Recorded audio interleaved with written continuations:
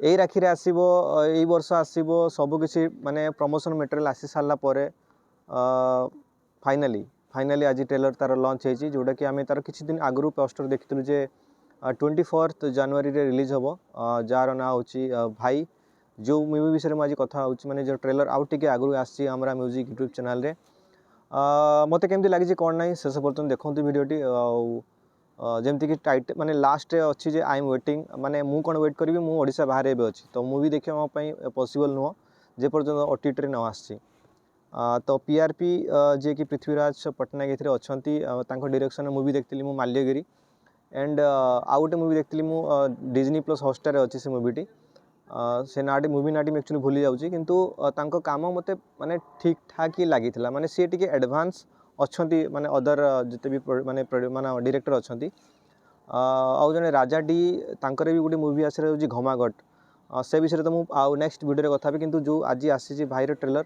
से विषय माने प्रथम कहीदे केमती लगी कौन ना मत ट्रेलर रे किसी जिनस भल भी लगी किसी जिन खराब भी लगी माने प्रथम मुझे भल जिन गुड़ा कहीदेवी भल कौन लगे ना साउंड डिजाइनिंग माने टीजर भी बहुत भल था जो फास्ट लुक आसला से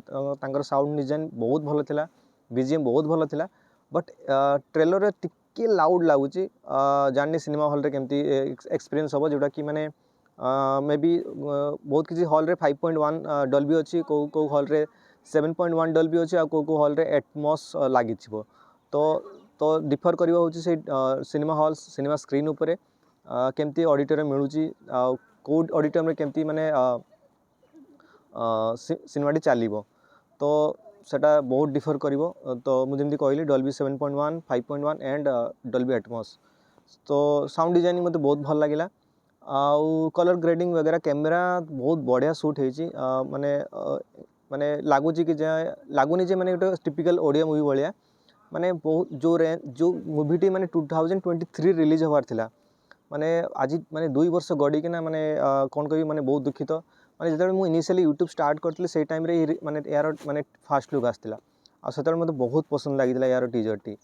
आउ समस्ते कहते हैं यहाँ हूँ खुदा हाफिज माने खुदा हाफिज जो मूवी आसला बॉलीवुड माने तार टिके रेफरेन्स नहीं किंतु मत सेमती किसी फील हैलानी बट होपफुली सेमती किसी न लागू मत किंतु स्टोरी तो मत लगुच भाई भौणी स्टोरी अच्छी किंतु जो मुझे फास्ट पीआरपी सांग से देखाई मोर डेलीवरी बॉय प्रीमियर रे से कहते जो राखी रे रिलीज हो बोली 2023 राखी रे रिलीज हम 2023 पर मुझे तो एपटे ओडिशा बाहर रोची बट मे बी किसी पोस्ट प्रोडक्शन काम रही है से माने मूवीटी रिलीज कर डिले कर होपफुली मूवीटी भल हो मु चाहूँ ये मेकिंग माने हवा दरकार आगु को मत खराब कौन लगिला ना मूवी बीएफएक्स माने बहुत ही खराब ठीक अच्छे बजेट बहुत कम अच्छी तो एते भी माने माने ऑन द पॉइंट लगुनि जोटा कि जो गन शूट होची माने माने तार जो माने बीएफएक्स बहुत खराब माने जो ब्लास्ट वाला सीन आउ जोटा कि फायर वाला सीन माने एते भल लगुनि देखापी सेटा टिके कमी लगिला मत नेगेटिव पार्ट जदि कहबी किंतु बीजीएम बहुत बढ़िया है आउ माने जोटा भी लोकेशन वगैरह बहुत भल से माने शूट कर मनाली वगैरह शूटिंग होती शुणी तो होपफुली फिल्म टी बहुत भल हम किंतु गोटे प्रॉब्लम है जे स्काई फोर्स सहित क्लास हो स्काई फोर्स को तो ऑब्वियसली स्क्रीन बहुत भल मिल कारण तांकर जो प्रोडक्शन हाउस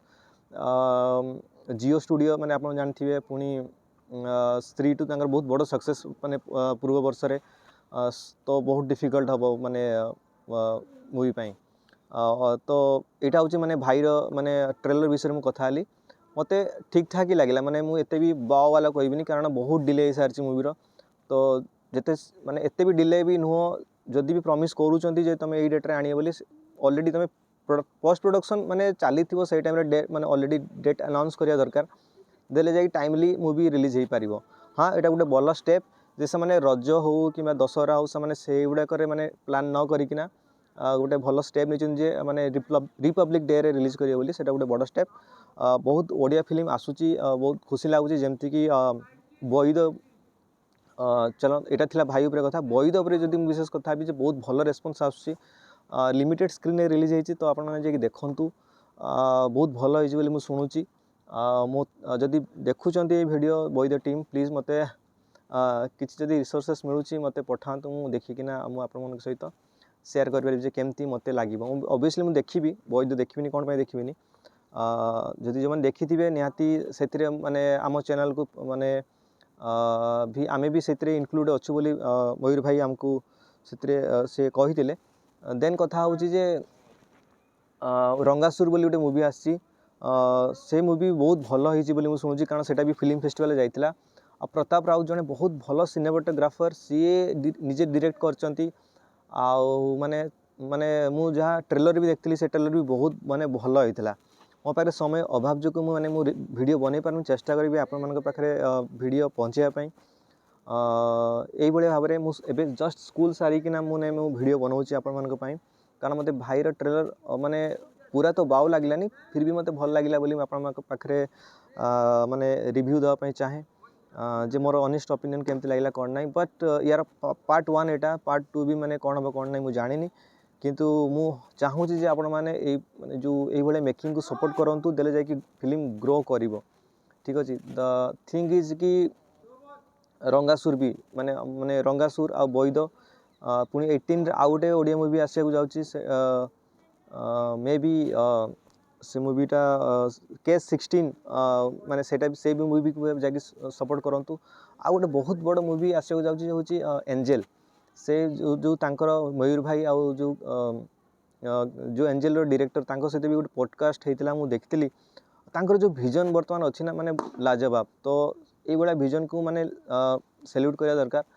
ଆଉ ସମସ୍ତେ ଏପ୍ରିସିଏଟ୍ କରିବା ଦରକାର। ମୁଁ ଦେଖୁଛି ବହୁତ ଅଲିଉଡ଼ର ଯେଉଁ ପୁରୁଣା ଆକ୍ଟର ଆକ୍ଟ୍ରେସ୍ ମାନେ ଆସିକିନା ବି ମାନେ ସପୋର୍ଟ କରୁଛନ୍ତି ଏଇଭଳିଆ ଇଣ୍ଡିପେଣ୍ଡେଣ୍ଟ ମୁଭିକୁ ବି, ସେଇଟା ଦେଖିକି ବହୁତ ଖୁସି ଲାଗୁଛି। ତ ମୁଁ ଆଶା କରୁଛି ଯେ ଆପଣମାନଙ୍କ ପାଖରେ ମାନେ ମୋର ଓପିନିଅନ୍ ଠିକ୍ ଭାବରେ ରଖିପାରିଛି। ତ ଆପଣମାନଙ୍କ ସପୋର୍ଟ ମୋତେ ନିହାତି ଦରକାର। ଯେଉଁମାନେ ସବସ୍କ୍ରାଇବ୍ କରୁଛନ୍ତି ତାଙ୍କୁ ବି ବହୁତ ବହୁତ ଧନ୍ୟବାଦ। ମାନେ ମୁଁ ଟିକେ ଜାଣିଛି ଟିକେ ସ୍ପିଡ଼ଲି କହିଯାଉଛି, ଆଉ ଭିଡ଼ିଓ ଏଡ଼ିଟ୍ କରିବା ପାଇଁ ମୋ ପାଖରେ ସମୟ ନାହିଁ। ସୋ ଚେଷ୍ଟା କରିବି ଯେ এইଭଳି ଭାବରେ ଆପଣଙ୍କ ପାଖରେ ସବୁ ଭିଡ଼ିଓ ମୁଁ ପହଞ୍ଚାଇ ପାରେ, ଆଉ ମୋର ଓପିନିଅନ୍ ଆପଣଙ୍କ ପାଖରେ ରଖିପାରେ। So hope for the best କି ଭାଇ ଭଲ ହଉ। କେସ୍ 16 ଯୋଉଠି ଆସିବାର ଅଛି, କେସ୍ 16 या 18 ମୁଁ